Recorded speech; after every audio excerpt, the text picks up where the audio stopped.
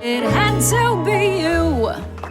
Dang, you're not supposed to sound that good at karaoke. You've just only heard me sing all stuffed up with nasal polyps. But now I'm on this medicine and breathing better, so this is me with less congestion. Dupixent, dupilumab, is an add-on prescription maintenance treatment for uncontrolled chronic rhinosinusitis with nasal polyps in adults and children 12 years and up.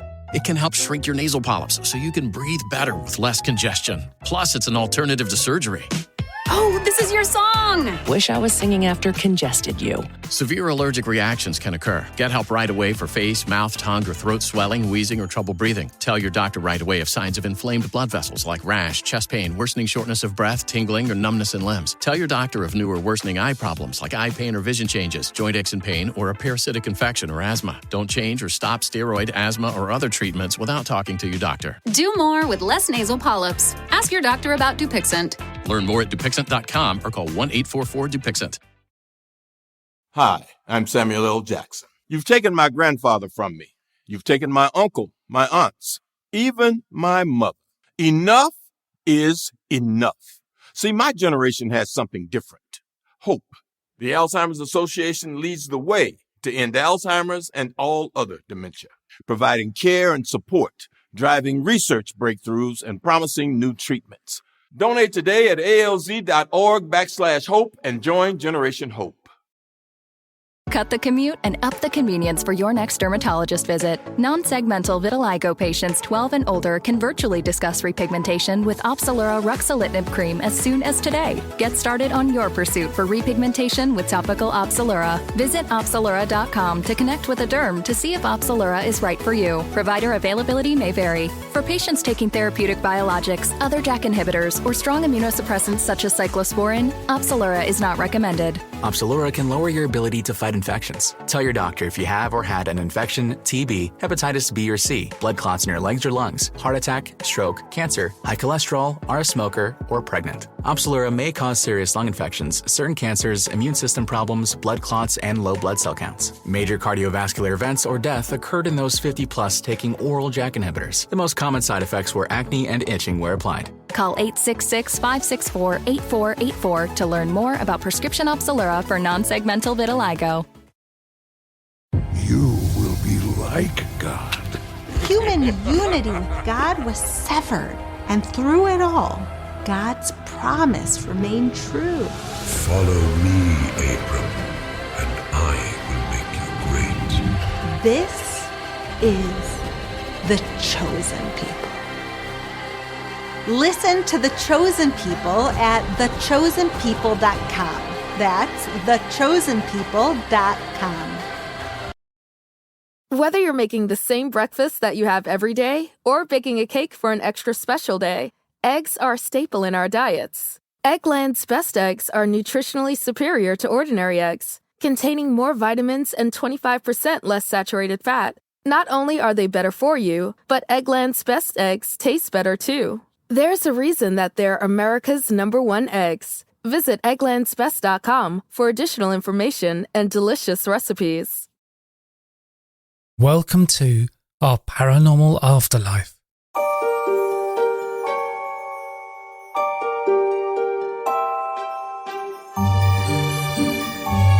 This is our paranormal afterlife, and I'm your host, Simon Bown. This week I'm talking to Crystal Faith about her near-death experience. Crystal is a quantum healing regression specialist, hypnotherapist, NLP expert, and spiritual life coach. She facilitates 2 monthly International Association of Near-Death Studies groups that are conducted in person and online. You can enjoy the extended version of this episode ad-free, along with over 100 hours of extended episodes on Patreon.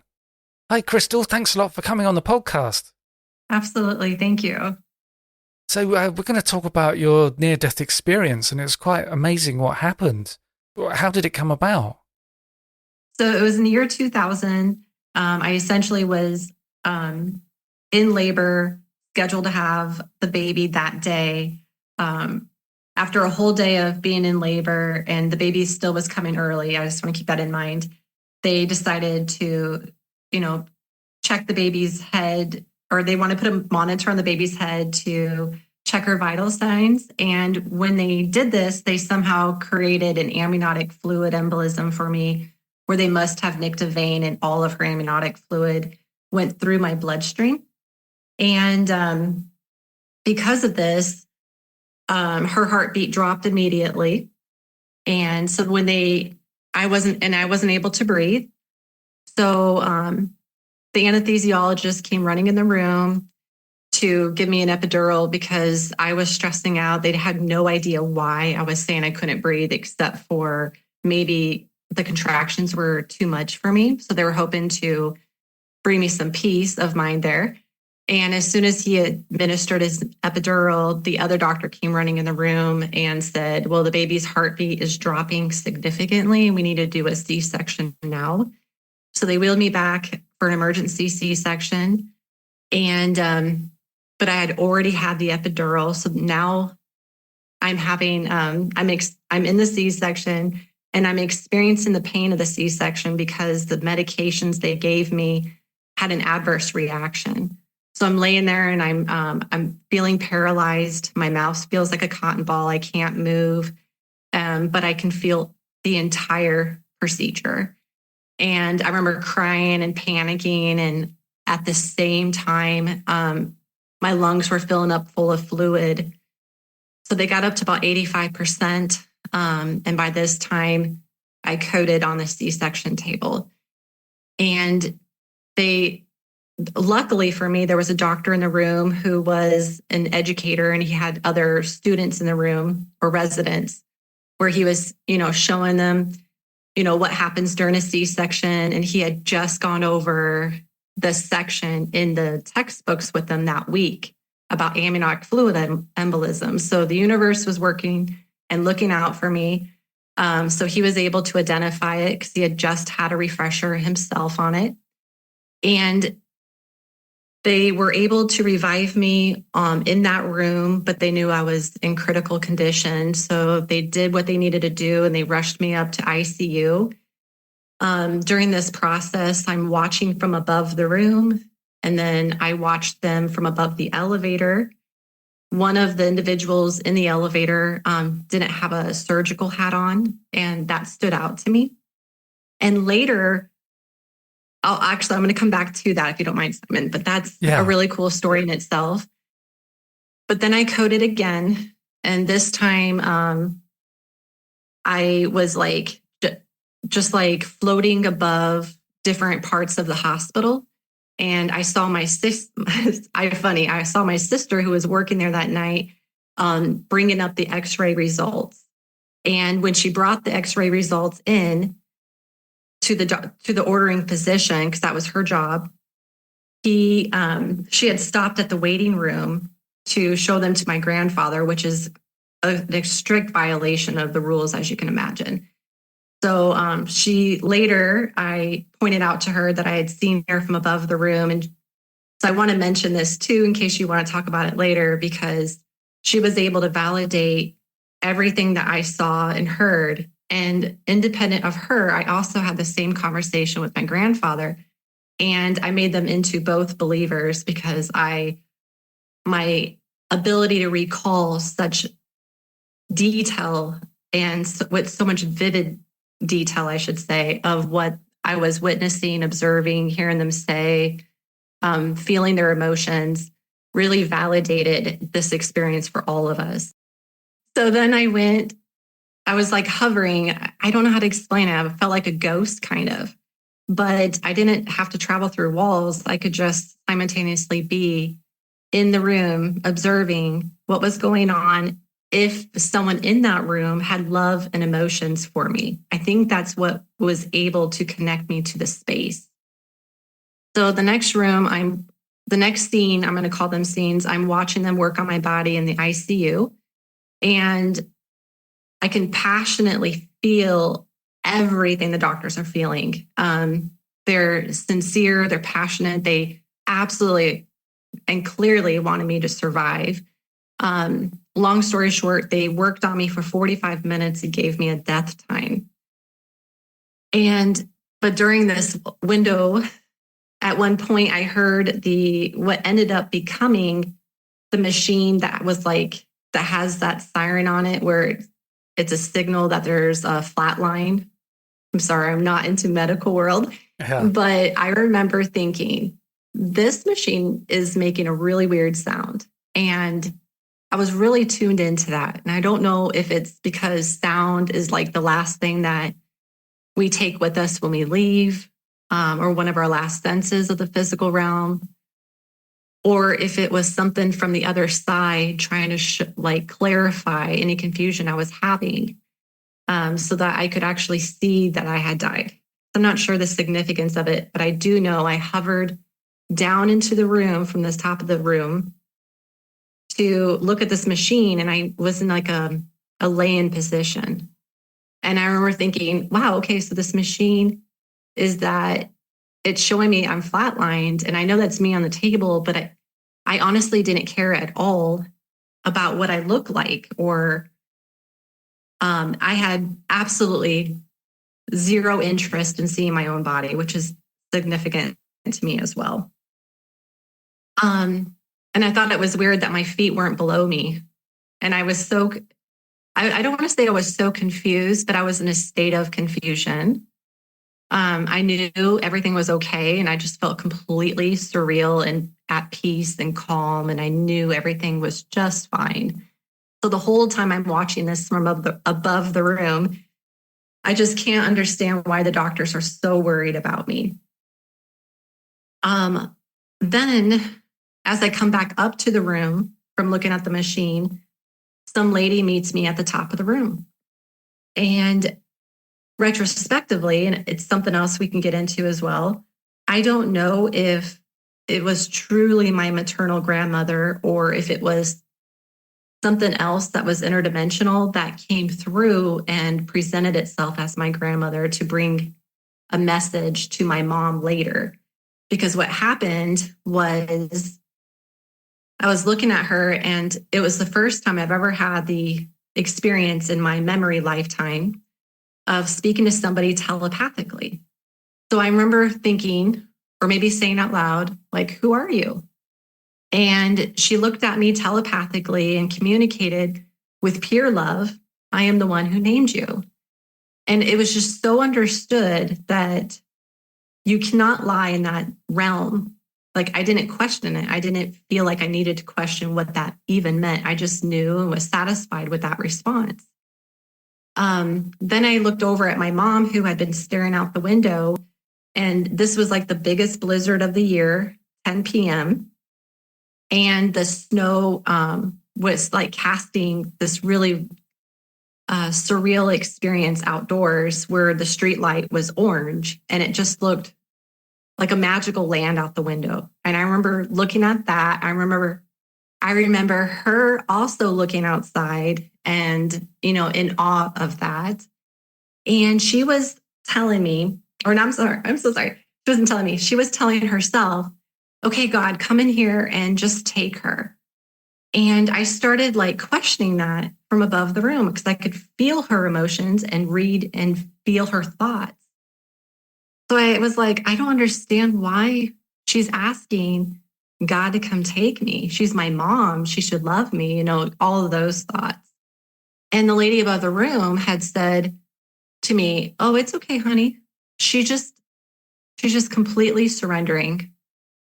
And I wish I had the correct word, because when you speak telepathically, it's like downloaded concepts and there's no real language to it. So the surrendering is not quite the right word, but it's the best word I can find in our English language to explain it. And then she told me, when your mom passes, she's going to be this full, wise, spiritual, loving being that you and I are right now. But her thoughts and understanding of the physical realm is limited because only so much of her essence or her soul can fit in that body. And of course, we have the filter mind involved. So she was trying to explain that to me, which later I just love that so much. It's what got me into doing hypnotherapy too. So, and I want to include here too, that 6 months later, after I did come back, I had extreme vocal cord trauma because of the ventilator tubes. I had zero voice for a year. And this is about halfway through the year. I had been staying the night at my mom's house, and I came down the stairs in the middle of the night and saw her computer screen. She was working on genealogy and some stuff for ancestry.com or something. And she was looking at a picture on her computer screen, and talk about the timing, right? And I was not involved with her activities on this genealogy exercise she was working on. But she had one picture on her computer screen at 2 a.m, same time I came down for a drink of water. And there was all these girls sitting on a brick wall. And the picture had to have been dated back in the early 50s or something around that time period. And I remember looking at the picture and pointing straight to a lady in the middle. And I got so excited. I was like, oh my gosh, I met her. Like, that was the lady above the room. She could understand me saying I met her, but she didn't believe me. She's like, no, you didn't meet her. And she proceeded to continue on explaining how and why I didn't meet her, because she had apparently passed away when she was pregnant with me. So I had pulled out a notebook. I had them laying around everywhere. And I said, she said she was the one who named me when I died. I saw her above the room. And she kept talking. And finally I showed her my note, and my mom just had a complete meltdown. And I had no idea. I just knew I got to give her some space here and come to terms with whatever she's got going on in her mind. And eventually she said, you're right. She is the one who named you. And I never told anyone that. And she proceeded to tell me that when she was 8.5 months pregnant with me, she went to go visit her grandmother to say goodbye to her in the hospital. And during that time in 1982, they had taken an ultrasound picture of me, or did an ultrasound of me anyway. And the doctors had reported to her that she would have a boy. And this grandmother of mine thought that was funny, and she was laughing. She's like, nope, you're going to have a girl. You're going to have a girl, and you're going to name her Crystal Faith, because she's going to have pure faith in this world. And my mom said that when, of course, long story short, it came out a girl. She didn't have a girl name. She chose that. And everybody said, what a beautiful name. Like, how did you ever come up with that? And she said, well, she just took the credit for it. And the reason why my mom was crying was one of the main messages her grandmother always shared with her was, Terry, you can't take somebody else's credit.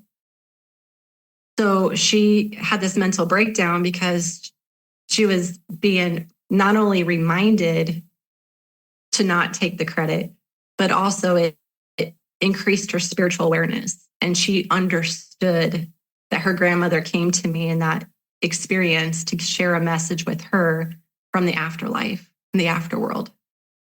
And so I thought that was significant. So I'm above the room, and lots of stuff was exchanged telepathically. That wasn't the only message, but it's one of my favorite. And eventually she said, all right, it's time. You can turn and go towards the light, just like they say in the Bible and ancient text.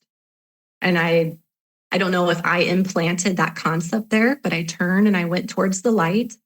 And then suddenly I was just in the light. And it was just pure and healing and loving and refreshing and rejuvenating. And it became me more and more as I was in the light. And I can go into more of that. But I also, just like the sounds in the hospital room were one of the last things I was really focused on, the sound in this realm was definitely one that I was in tune with. And it was the sound of angels singing. And I don't know why I knew they were angels singing. I just knew they were. And it was the most glorious output of music ever. And I say music because their voices sounded like individual instruments, but out of this world. Like there's nothing I've been able to find that even closely resembles them. But I can say that the sound was so beautiful and pure. It was almost like Like we talk about how the physical world, we hear sound with our ears because it travels through like sound waves. But there weren't sound waves, they were pure, and it was open and vast. There was nothing filtering it. And the output of music was just so continuous. There was no inhale of breath that we would have to take. So that was pretty cool. Then I was in this space for a long time. And eventually I said, okay, I'm feeling pretty good. And I hate to use the word bored because you just can't get bored there, but a sense of me wanted to create more. So I decided I'm going to go left. And I went left, and I realized I could travel at what appeared to be the speed of light. And I just allowed myself to move forward into the speed of light with all of my soul and passion. It was so much fun. It was so joyful. And after a long time of traveling, I said, wow, wouldn't it be better if there was some color here? And then suddenly color just came from everywhere. And I was surrounded in this most beautiful garden. And the garden was the color. I mean, everybody talks about it, but it's so true. The colors there were so vibrant. There's nothing that can compare. And again, it's because the physical realm has filters and it's so artificial, but there everything's pure and open. And I'm just admiring every little bit of flowers and flora, and everything's so beautiful. And I remember feeling everything had one consciousness with me. We were one. And I felt like I was co-creating. I said, I would look at a flower and be like, oh, I wonder what that would look like if it bloomed. And then it blooms, the most beautiful flower. And something I honestly could never even imagine with my earthly mind. I'm not that creative, so it was a co-creation. And I felt like the soil underneath me was alive with a consciousness. It was just so beautiful. And I was manifesting like little critters or fairies, or I don't know how to explain them because we don't have them here, but they look like fairies, but almost like a dragonfly or butterfly. But I was creating them. And eventually I get to the end of like a T intersection, and I can go left or right, but no part of me ever at that moment wanted to go left. I only wanted to go right. And I think that's significant because I've been studying near-death experiences for the last 25 years.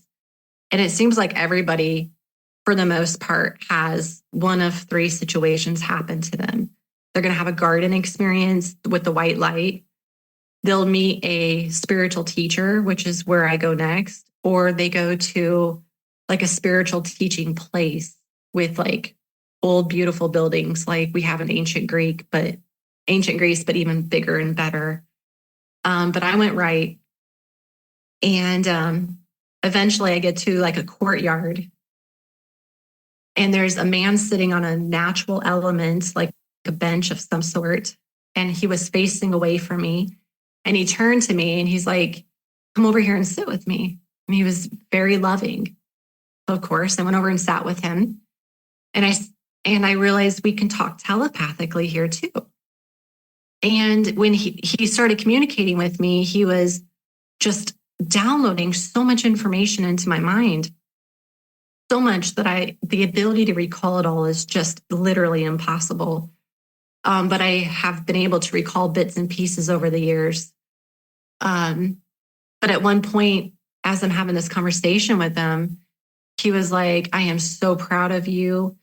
You did so good. I love you so much. And I remember thinking, okay, how did you know? That kind of thought came up. And he said, well, I was always with you, like footprints in the sand poem, right? But that was the thought that came to my mind there. And I said, I didn't see you there with me. How can that be? And then he proceeded to show me all of these times where I was playing with my imaginary friend. And this is super cool. And I can go into this deeper too. But when I was younger as a child in this lifetime, I had a lot of loneliness. I always wanted love. I sought love so actively. And there were many times where I didn't have someone to play with, or I was alone, just probably like every child that's ever lived on this planet, right? We've had alone moments. And he showed me from like the perspective of a light switch or the light above the room or trees if I was outdoors, or a window or a doorway, but just weird angles I was taking. It was kind of like my life review that people talk about, where I was shown lots of scenes very quickly. And essentially, it was my 17, 18-year-old self, which was the age I was when I died, playing with my younger self. And I think that's interesting because when I was growing up, all of my family always said, it's so funny, Crystal has an imaginary friend and she calls her Coco. And her younger brother, my younger brother, who's 2 years younger than me, always called me Coco because he couldn't say Crystal. So everybody always said, that's so funny. She calls her imaginary friend her own nickname. And now I'm being shown I technically checked out in life for a little bit to go back and intervene into those moments and give myself love. And that's really cool to me because now I use that same tool when I'm helping people heal their inner child. And I can go much further into that. But anyway, I was shown that, and that was beautiful. And then he was essentially saying, okay, now we can go to the next realm or next step, or you're going to go with me. There was something next. And I was ready for it. And he said, but I got something to show you first. And I'm like, okay. And he beckoned me to look at down by kind of where our feet were, a little bit further out. And in this realm, and all of your near-death experiencers would agree, you perceive what you want to perceive as you perceive it. It's not always there. So like here, there's a world, if you look out your window, you're going to see across the street or trees or a front yard or something, right? But there, you just look and there's a window, but you don't think to look past and out the window and create imagery unless you want to create imagery. So when he beckoned me to look down in front of me in this courtyard with these 3 little babies, I remember thinking, wow, I didn't see them there before, but I didn't look to see them there before. So he co-created this experience with me, very specifically 3 babies. Again, another validation, because I later ended up having 3 more children. And I'm looking at these babies and they're just so beautiful. They had like glittery gowns. They shimmered, they shined. They looked like they had halos, but they looked like little wings, but I don't know how to explain it. They had a vibrant, energetic energy to them. They're almost like little light beings. And they did not have a masculine or feminine role to them. They were just these beautiful, angelic baby light beings. I don't know how to explain it. And he proceeded to tell me, essentially, these are your future 3 babies that you would have had in that lifetime. But that's okay, because you can have another chance with them. You'll get another opportunity to, be their mother. And I remember kind of going into I was in so much awe and so much love. I didn't question much, but I remember thinking, being again in a state of confusion. It just wasn't clear to me that these are my future 3 babies. I just knew they were very, very significant to me. I looked down at one, and this, by the way, this whole scene plays out and it takes a long time. But at one point, I looked down and I made eye contact with one, and I said, man, you are so beautiful and so cute, and I just want to pick you up. And I didn't realize yet that the eye contact is significant in that the moment you make eye contact there is where you can connect with people telepathically. retrospectively, I get it. I think that's why I couldn't feel what they were feeling or hear what they were thinking until I made eye contact with this one specific baby. And we made eye contact, and I was sharing my love and joy and expressing how I would love to pick them up, and not realizing they could read my mind. And it looked at me and it said, "How dare you want to pick me up? You can't just pick me up. I'm my own wise, spiritual, divine being just like you. You can't just pick me up without asking me." And that put me into a complete state of, I don't know, like I was just taken aback, almost like shock. And the next thing I know is I was in so much shock, I found myself in this like black void space. Hello, Simon here. I conduct past life regression therapy sessions over Zoom, and these sessions can be very insightful and healing. If you go to my website, pastliveshypnosis.co.uk, you can book a free 20-minute consultation where we can discuss what it is you would like to achieve. You'll find the link to my website in the show notes. All of it just disappeared. Everything in my co-created mind was now gone. Everything from that wave of light, any creation that can involve seeing it vividly with imagery is now gone. And now I'm in this state of absolute nothingness. And I don't remember anything. I'm in a state of nothingness. It was like a master reset button. And I'm just there for no apparent reason for a really long time, not even thinking. And it was just this big black vast space that felt velvety.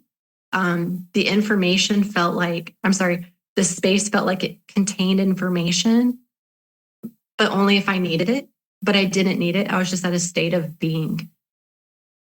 So I'm in here, and a long time goes by. And I mean, no measurement of time, because time doesn't exist there. But if I had to explain it to you today, it would say millions and zillions of years. I mean, literally, I felt like I was there for an eternity. And finally, I like a pop, I was able to come out of that state of being and realize there's an essence of me. And now I'm in the state of I am. Like, I have a me, I have a sense of me. I've created, like, expanded beyond the state of nothingness and became an I am, which is pretty fascinating. And I'm now in this space for a really long time. And eventually I was beginning to think, I wonder what I could do here. Like, can I do anything? Right now, I'm just hearing my own thoughts, and I have a thought. And I think this is where the ego kind of is created, minus the human filter.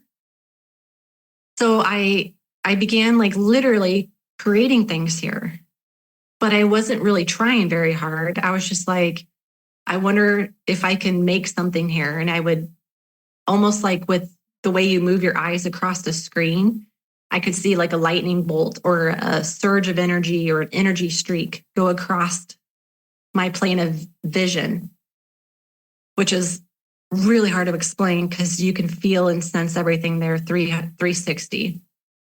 But I see this energy spark, and then I was thinking that was fun. So I did a whole bunch of them. And the next thing I know, I'm in a fireworks show almost, but it looked like energy, not light. And another whole bunch of time passes because I'm like, okay, I did that. I can create. And then I was like, okay, so what's next? And then the moment I thought of what's next, my mind understood that time exists. And this is really cool too. So now I have a sense of time, linear time, and I'm sitting here in this really long thought process again. And I remember, oh, I just had a lifetime.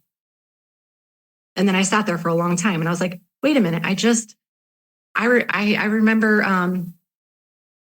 I I remembered that there was a heaven and a hell. And then I started to panic and I'm like, I think I'm in hell because they always said that hell is black, like the absence of love and light. And I started going into a state of fear.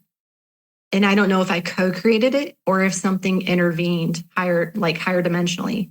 Because the next thing I know, I'm going from one moment of pure panic, oh my gosh, I'm in hell, I'm going to be in this state forever, to a new room. And I say room because it felt like an artificial room of pure white light. So the moment my mind was like, oh my gosh, I'm freaking out, I'm scared, I'm alone, I'm dark, this must be hell. God, please give me the love, show me the light, do something. I always believed in you. Then instantly I was in this room and the room was so bright white. It was almost artificial though. Like that first realm felt like a pure white light, like a wave spectrum, like a light wave spectrum. But this felt like you put a flashlight on you, but it's almost a spiritual flashlight. And I hope that makes sense. So anyway, I'm in this room and I feel like I'm laying on a bed, but I don't have a sense of a body, which is another really weird sensation. And I remember thinking about that for a minute, but just being relaxed, almost like you would understand, Simon, like a true state of hypnosis, right? Yeah. So and the light was so bright and I was like, okay, am I back in the hospital room? Do they have a light on my face? I was just trying to adjust my eyes to the light. And eventually my eyes adjusted and this interdimensional being came to the foot of my bed. And I say that because I felt like it was an angel, but it was different. It was like a light being with so much light radiating from where its chakra system is in the back by its spinal cord or spine area, that it created the illusion of light wings. And the crown chakra had a light halo, just like an angel would look like. So I think I saw a true angel, but it's not what they depict in the, in our text and ancient text. It's more of a light being, and it was very interdimensional. And oddly enough, there's a lot of alien abduction stories.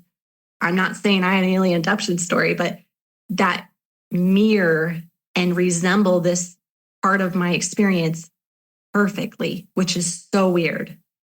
So, but back to the moment, I'm laying there, I'm adjusting my eyes. I realize this light being's in front of me. And I began realizing, okay, I'm crossed over. And we exchanged a lot of information. Actually, first, I'm going to back up one bit. I wanted her to look at me in the eyes because I now understood you can talk telepathically with your eyes. And I had just come back from an experience in the dark void space where I understood there's a lineage of time. And I remembered just having a baby. And I was in a state of fear because I really wanted my baby with me. And I wasn't feeling fear. I wasn't feeling confused, but I was a state of confusion and a state of fear. I don't know how to explain it. It didn't have a feeling. It was just the vibration or the frequency I was emitting and feeling, which are two separate things when you really think about it. But anyway, I begged her to look at me in the eyes, and she was trying to tell me, no, I can't. And I wouldn't give up. And eventually she looked down at my eyes. And the moment her eyes made eye contact with mine, I think I had eyes. It felt like they were eyes. I don't know what I look like, but I felt surged like a laser Star Wars beam or a lightning bolt. The light being essence of her soul came through her eyes and literally zapped me backwards with pure energy, pure knowledge, pure love. It was everything here in this space was very loving. And I remember feeling zapped back and just being downloaded with everything there is possible to know. And it's so weird because her eyes were blue when I could see them above my head. But the moment they looked at me, I remember seeing pure white light in her eyes. So it is truly something about an energetic light being, interdimensional light being, I've come to realize.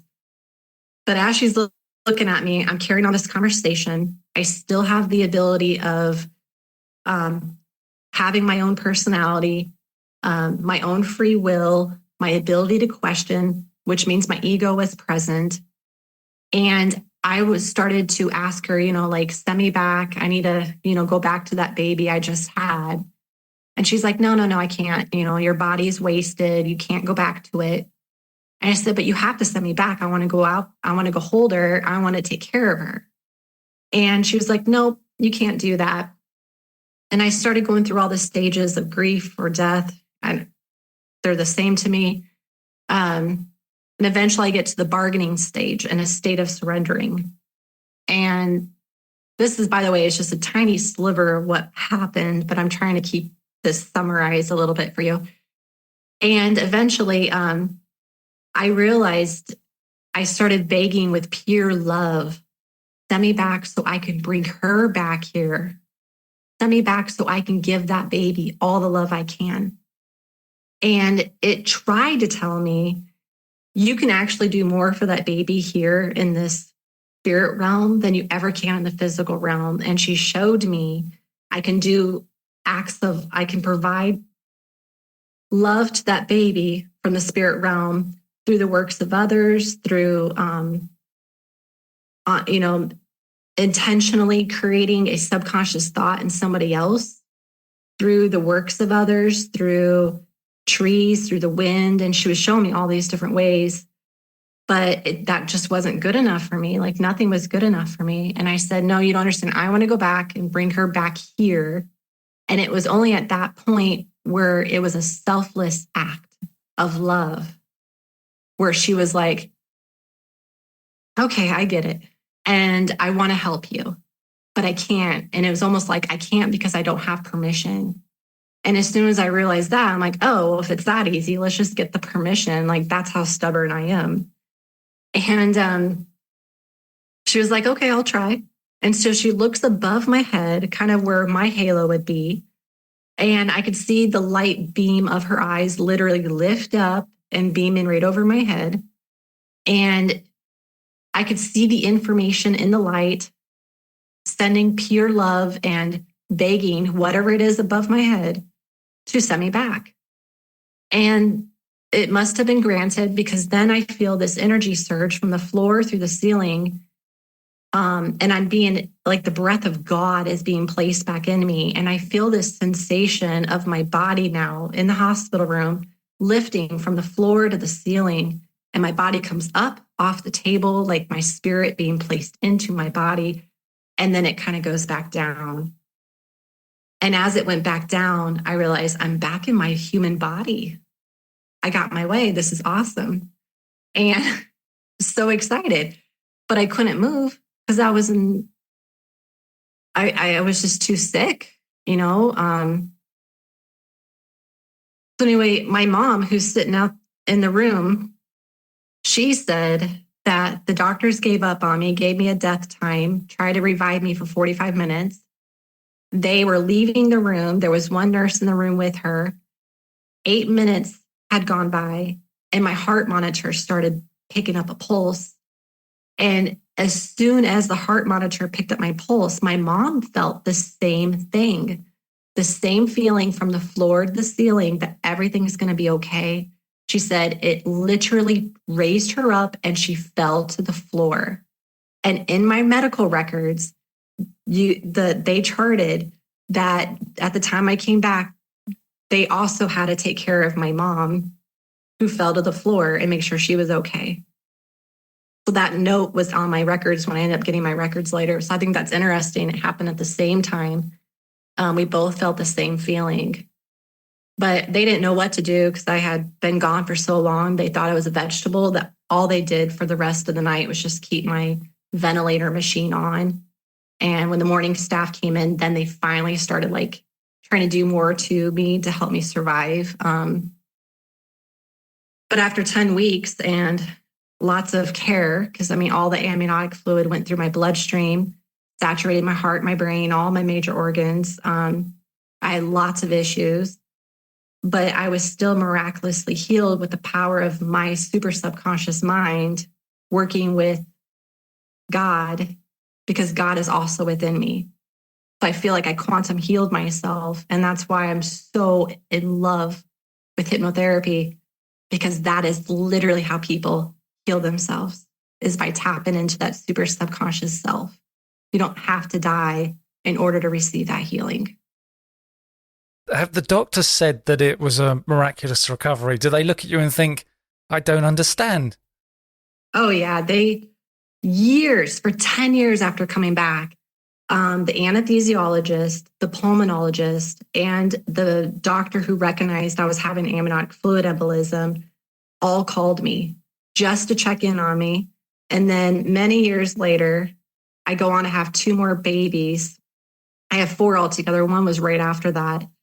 And you would think I would have stopped, but whoops, But when baby number 2 came, the doctors all turned me away from the hospitals, or like back in 2002, I guess they get the permission to turn care away. They don't get to do that anymore, thank God. But they turned me away and they're like, no, you're too high risk for us. And the doctor who recognized my amniotic fluid embolism caught wind of that and started the first high-risk OBGYN clinic in Nebraska, over in the United States side. And so when I got pregnant with baby number 3 and 4, he delivered them, and he would parade me through his office with so much pride and tell everybody, you got to meet the lady who inspired me to start my clinic. And she's a miracle, absolutely. She was pronounced dead for a long time. She came back, and I came back with such vivid details of what was going on in the room, and they were working on me from the moment that, like, for example, the doctor who came in the elevator with no hat, he said, he was a pulmonologist. So they don't call a pulmonologist into a C-section room. They call them in when you have an issue with breathing, right? So when they recognized I had amniotic fluid in my lungs, they called him immediately, and he didn't have time to put surgical wear on in order to take me up to ICU. So when I reported to him, you didn't have a hat, and I saw your bald spot, he was very taken aback by that. And then I even proceeded to tell him, these are the exact thoughts that you were having at the time. And between me and your viewers, his wife was ironically dying from cancer, and he was really angry in life. And he wrote this in he wrote this down for my book. But he was really angry in life because the universe was taking his wife, and there's nothing he can do. And this brought a sense of calm and peace for him. And it helped. He told me later, it helped him get through that experience with his wife and made that transitional experience much better for both of them. And it was just so beautiful.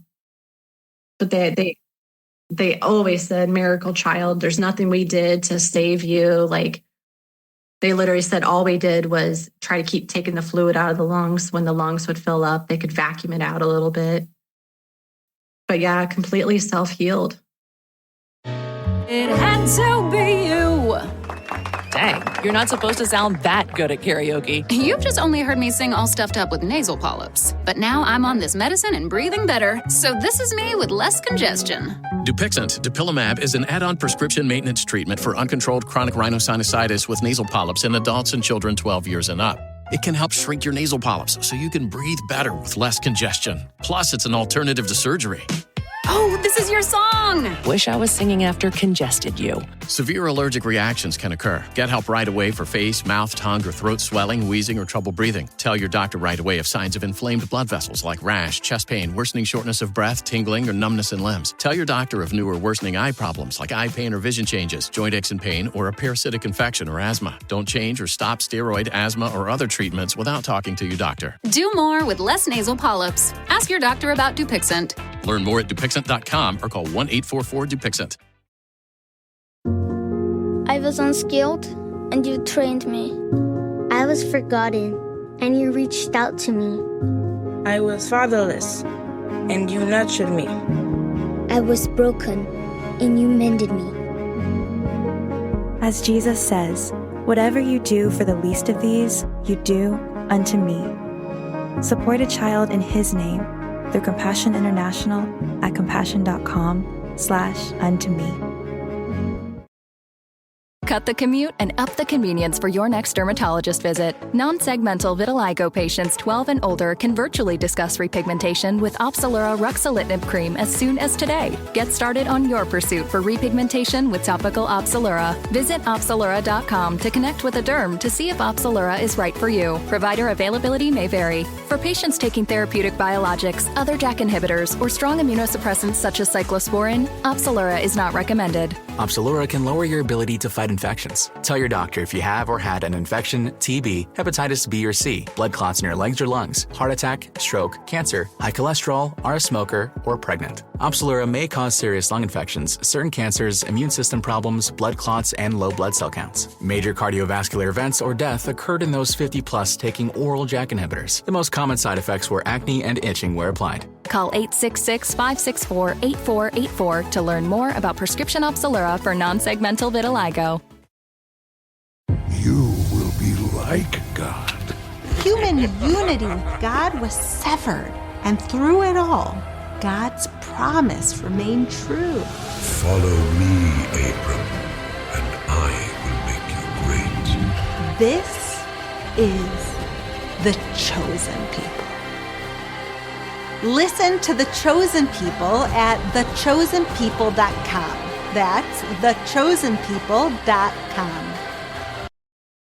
Whether you're making the same breakfast that you have every day or baking a cake for an extra special day, eggs are a staple in our diets. Eggland's best eggs are nutritionally superior to ordinary eggs, containing more vitamins and 25% less saturated fat. Not only are they better for you, but Eggland's best eggs taste better too. There's a reason that they're America's #1 eggs. Visit egglandsbest.com for additional information and delicious recipes.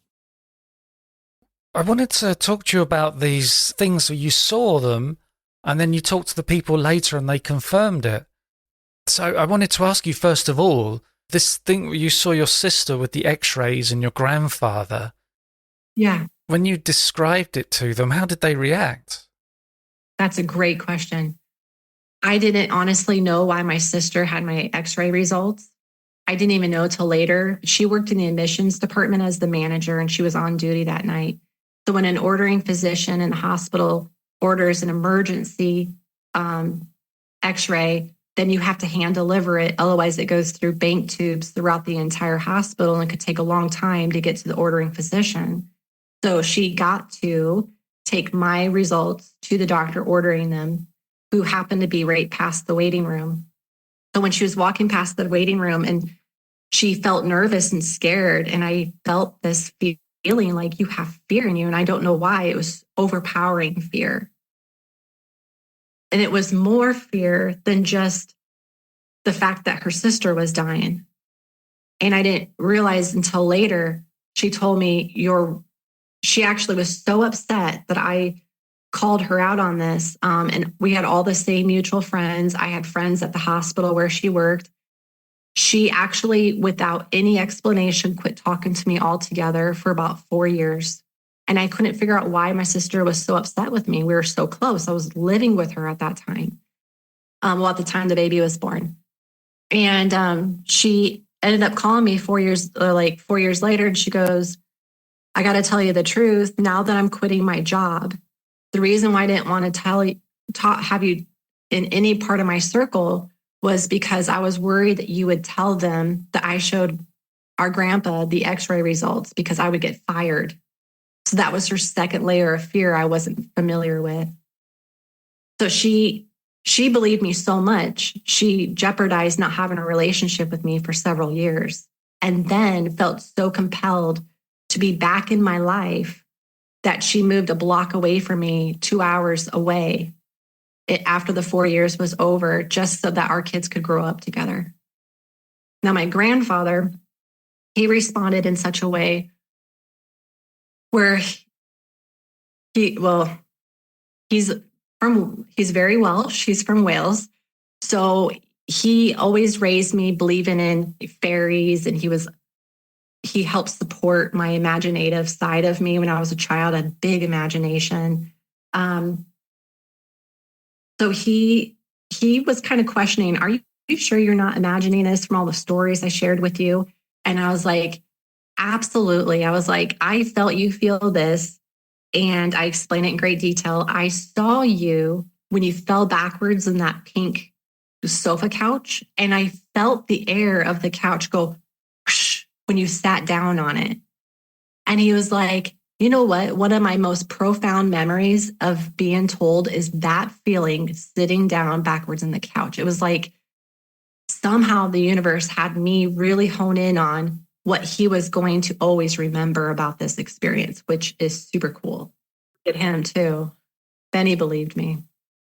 So you were able to describe the waiting room to them. Is that right? Yeah. And I've never been in the waiting room before since. And I described the wallpaper. It was 2002. So imagine like mahogany, pink, green, dated, furniture and wallpapering. And yeah, I can still see it in my mind. Interesting, Simon. I know my grandma was in the room. I know other people had to have been in there, but I didn't see anybody. I only tuned in to the conversation of my grandpa and my sister. That was all I cared about. And I think it's because they were having an exchange or an experience of exchange of love for me. So that allowed me to come in and tune into that experience with them like a wormhole. And I always say, like, we can connect with our loved ones after we pass with love. So if you're having love, especially if it's a shared experience with someone else, that's only more power brought into that space to channel that love of that person into the room, which I've done countless times since then. Then you can connect with that love, that loving being, which is one reason why I think people are so into their own religions, because they're all beckoning and, reaching out to their God or their spiritual leaders in their religion. And when you get a whole bunch of people together in a community, you're going to channel more of that in together as a collective. So after all this happened, have other things happened that you might say are spiritual? Because wasn't there something to do where you woke up at night in the hospital and there was a man in the room asking for help? Yeah, thank you for bringing that up.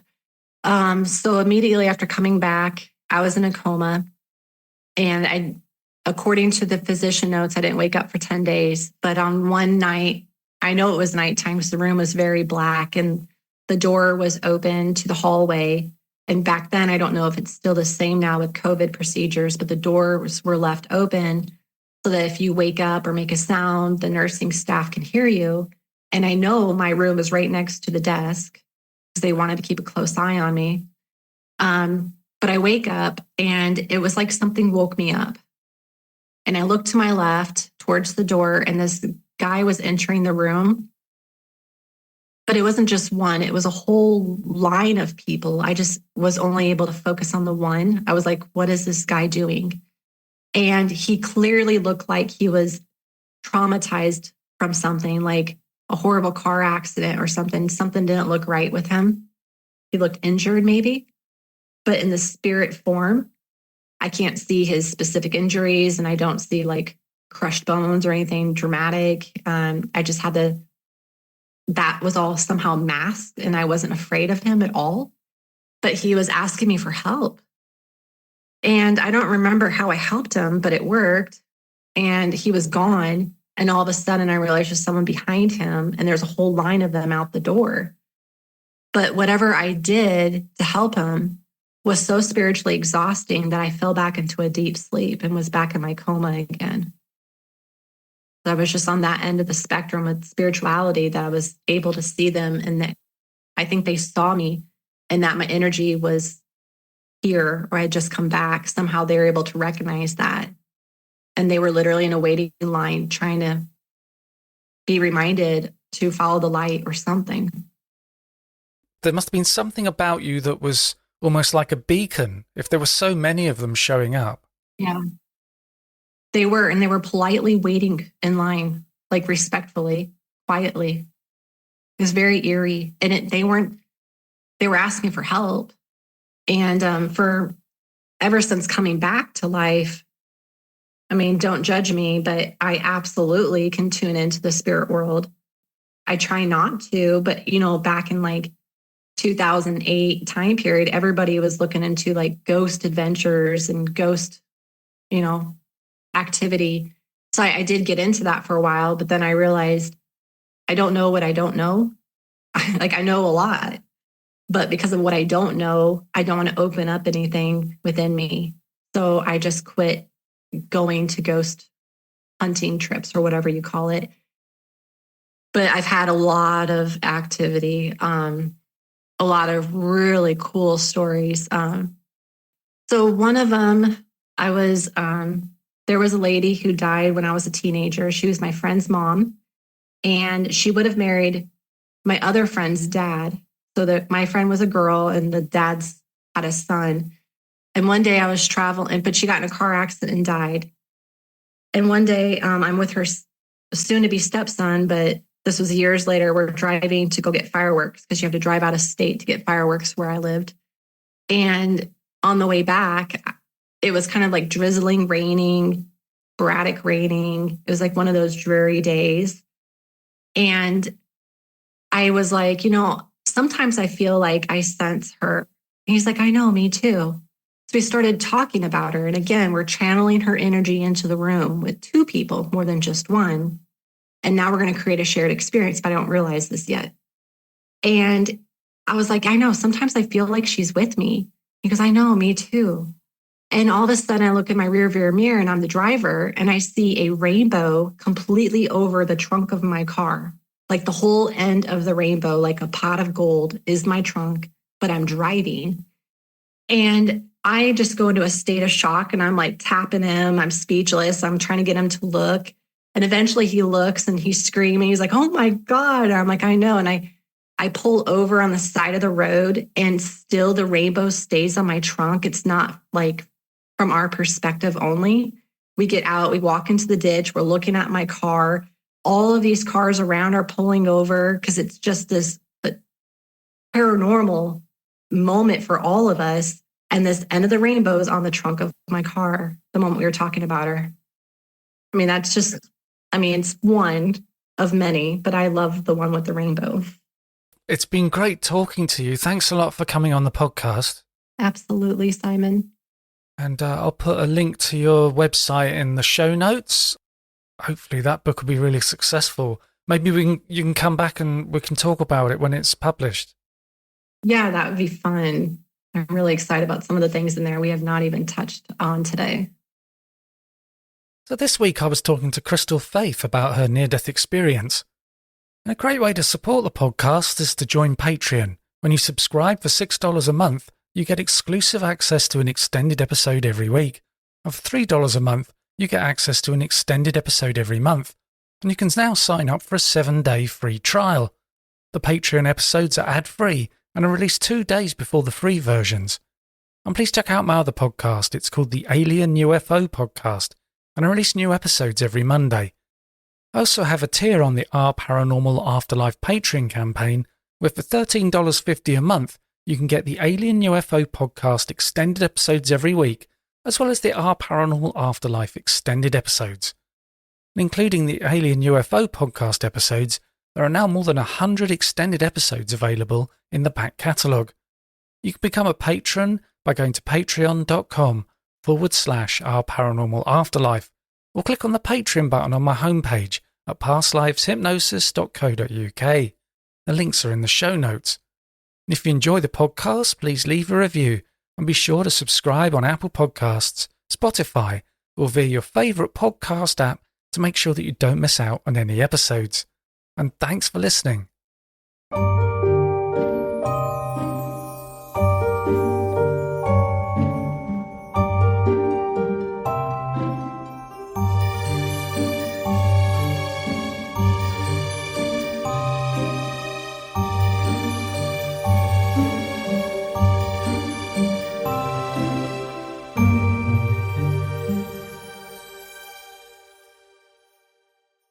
Next. Hey, it smells so good in here. Yep, that'd be the coffee. I know. It's just I've had nasal polyps for so long. Now I'm on this medicine and my congestion and breathing are much better.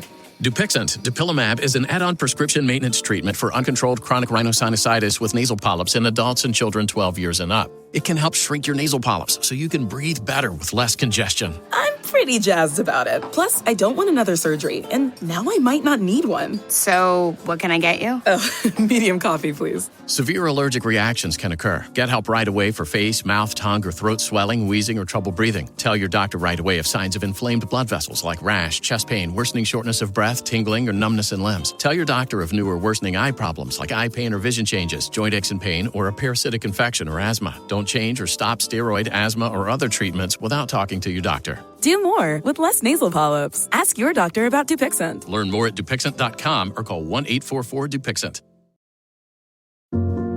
I was unskilled, and you trained me. I was forgotten, and you reached out to me. I was fatherless, and you nurtured me. I was broken, and you mended me. As Jesus says, whatever you do for the least of these, you do unto me. Support a child in His name through Compassion International at compassion.com/unto me. Cut the commute and up the convenience for your next dermatologist visit. Non-segmental vitiligo patients 12 and older can virtually discuss repigmentation with Opzelura ruxolitinib cream as soon as today. Get started on your pursuit for repigmentation with topical Opzelura. Visit Opzelura.com to connect with a derm to see if Opzelura is right for you. Provider availability may vary. For patients taking therapeutic biologics, other JAK inhibitors, or strong immunosuppressants such as cyclosporin, Opzelura is not recommended. Opzelura can lower your ability to fight infections. Tell your doctor if you have or had an infection, TB, hepatitis B or C, blood clots in your legs or lungs, heart attack, stroke, cancer, high cholesterol, are a smoker, or pregnant. Opzelura may cause serious lung infections, certain cancers, immune system problems, blood clots, and low blood cell counts. Major cardiovascular events or death occurred in those 50 plus taking oral JAK inhibitors. The most common side effects were acne and itching where applied. Call 866-564-8484 to learn more about prescription Opzelura for non-segmental vitiligo. You will be like God. Human unity with God was severed, and through it all, God's promise remained true. Follow me, Abram, and I will make you great. This is the chosen people. Listen to The Chosen People at thechosenpeople.com. That's thechosenpeople.com. Whether you're making the same breakfast that you have every day or baking a cake for an extra special day, eggs are a staple in our diets. Eggland's best eggs are nutritionally superior to ordinary eggs, containing more vitamins and 25% less saturated fat. Not only are they better for you, but Eggland's best eggs taste better too. There's a reason that they're America's #1 eggs. Visit egglandsbest.com for additional information and delicious recipes.